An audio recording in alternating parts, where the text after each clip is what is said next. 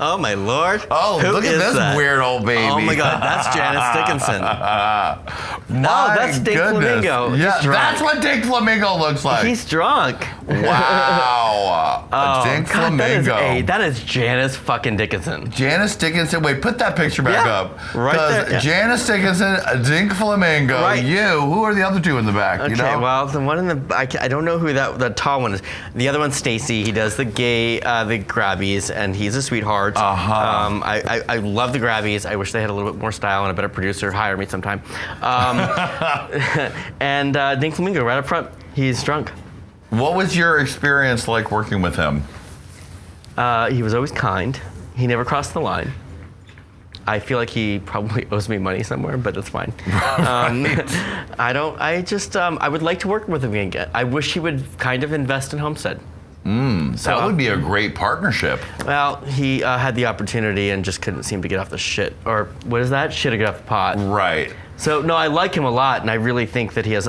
Is he still working? He is, and he doesn't do things publicly. He has a great pulse on the industry. He's a great businessman. He had great taste in Army Dick, that's for He sure. finds things no one else can find. Right. So the thing is, he's discernible in the right way. And that's something that we should keep around us in the gay community. I like it. Okay, look at her. Oh my, that poor thing. Whoa, this is a blast from the past. That's Mr. Fox Rider right there. He's got a jaunty bang. He is obviously drawn those balls on that chalkboard right in the back. I did not draw those balls. Okay. No, art department drew that.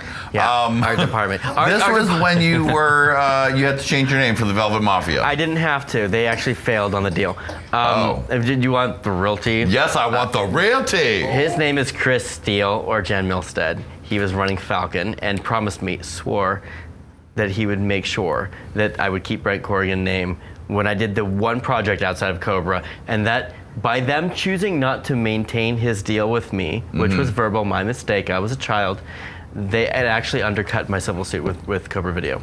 Wow. And that's old Falcon. I went in and worked with Chris Ward during the Chris Ward era, who started Raging Stallion, and they did really good work for me. And then I went back working with Tim Valenti during the current era, discovered that a lot's changed. But that right there was Velvet Mafia, and that kid is 19. This is pre-murder. That kid was lost and had no clue what kind of power he had. Yeah. Wasn't even trying to find power, and Velvet Mafia and Fox Rider is a sore spot because it's really, even though, you know, Conway, it was called Conway back then. You know, Conway was the corporation that owned Falcon Studios. It's no longer owned by Conway. It's owned by a Canadian conglomerate, a fucking Canadian conglomerate. We have 5 of the biggest porn companies in gay porn owned by Canadians who are not gay. That's actually the real tea. That's where our industry is right now. Interesting. There's not a whole lot of boutique market, but is that the same people that own My Vidster and Sean Cody and all that same stuff? It could be, but I only know about Falcon Group. So I'm going to talk about stuff I only know. Okay. What do you want to know about that? I mean, he was just lost and just trying to figure out who he was. And at that time, I had no interest in honestly becoming career-oriented. The career-oriented aspect of what I do was, it just happened. Right. How was working with Eric Rhodes in that movie? Eric was great. He was a total dickin' person. I remember I got to the Chatsworth Hotel, I think it was an extended stay, and I couldn't get in because they had the door locked. And he shows up, and immediately he's on the phone, and he's yelling at someone, and he's big and muscly, and I'm just a slip of nothing. And there are not a whole lot of twinks hanging out in front of the Chatsworth Hotel or the extended stay. He knew who I was, but nothing, not even a blip, didn't exist. And did not compute. And I always will remember that moment when he got into the hotel and I was still standing there with my suitcase in front of the extended stay in Chatsworth going, That's like every pool boy's dream part 2. Like stuck in the lobby. Right, yeah, right. Still homeless. But in that one, he would have let you in. No, and it was great because the scene was one of the best ones I've done. And sexually, even though he was disconnected and not polite, and God, just a little side story. These guys, you remember the term muscle Mary? Yeah. Okay, so muscle Marys are big old dudes who are fucking flaming constantly. And I love it because now we just strap a pair of heels on and we call them andro. Back then we didn't have andro. And these guys, I remember being around the biggest men in porn who were this wide and gorgeous. And all I wanted to do was be them. Fuck them, be them, all of it. And being not invited to the party. So, like, no one wanted me on that set. I was just there because they were paying me a lot of money to give them cred and promote them. It was really rough because it was the first time I realized, for real, I had to prove myself. And even though I pulled my weight and I proved myself in that project, it was years before I wasn't a black sheep in porn. But what I loved about Valve Mafia is Eric Rhodes was a consummate professional, even though a dick in person. The chemistry on set was amazing and the sex was great and we still had condoms. Like, that was amazing. It was a really great time.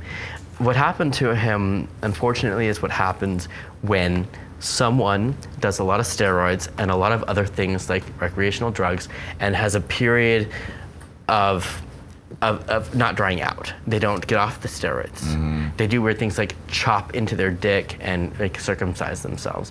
Then they can, which he did. He got like a late life circumcision. It's what drives a person. How many men love circumcision? Rather, foreskin. We love foreskin. I don't have a problem with foreskin. I'm into it. What drives a man who's got a beautiful, uncut cock to do that to themselves? I do not know. Right. Drugs. He was, right. He was struggling. And no one was standing back and saying, hey, baby, you're good. You're great the way you are. Don't go. Don't go. And he had a heart attack. Wow.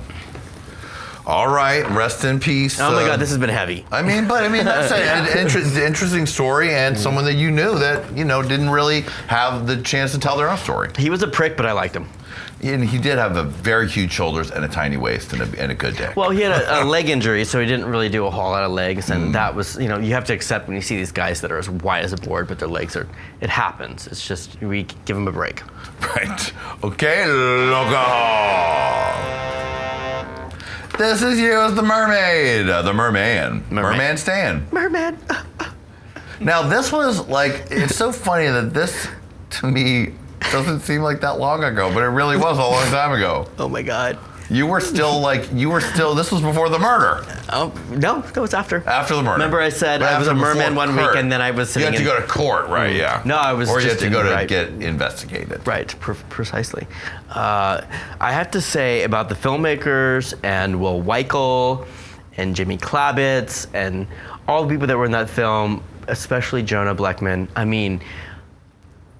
I was an outsider, and even after 2 years of fighting Brian and kind of getting this infamy, and this is after the Rolling Stone article. This was like the first time in my life where a group of gay men who were nice and attractive and talented were like, "You're one of us." I had 2 days on set there. We shot at Coral Gables, at the Venetian pool there, and they had me come in for 9 days because they just wanted me around, and they paid for everything, and they were great. Todd Stevens, the director, fantastic. He did ask me to lose weight before the role, but everything was great, and it was really a tremendous experience. And even to this day, all of those people, I love them. And did you have a little sexy fling with Will Weichel during the filming? So he dropped like maybe some Molly or something once, and we had, oh my God, I said this on camera. We had the premiere at the Castor Theater at Frameline that year. It was 2009, and we rolled around we just rolled around in the sheets, and my stick wasn't working, and honestly it wasn't very big. But so that was it. So we didn't actually stick it anywhere. Oh, okay. Have you seen any of his pornography, his latest work? No, I love his acting and I like him, and I think he has a great place in media, and I would like to see him do more, and I actually like him. a lot. And that dig about his dick is just me being funny. I'm sure he's fine with his perfect body and his exclusive contract to Cocky Boys. His weird ass perfect body doesn't just make you want to like go to the gym now. I'm pretty. All right, I think we've covered it. Thank you so much, Mr. Brent Corrigan. Yeah. I'm gonna pay for this later, aren't I? It's going to be delicious. Hope you enjoy sipping all of this delicious Brent Corrigan tea. Seriously, thank you for being here today. Thank you for being so honest with us, sharing, being such a great guy, and we love you. Can't wait to see what you're gonna do. Thank you. America's tuning into America's Next Top Bottom, coming soon to Qween TV. All right, Lady Red, thank you very much, my dear. Mr. Adam Joseph, thank you. And thank all of you for watching. We'll see you next time on Hey Qween, and look at her. Bye, baby.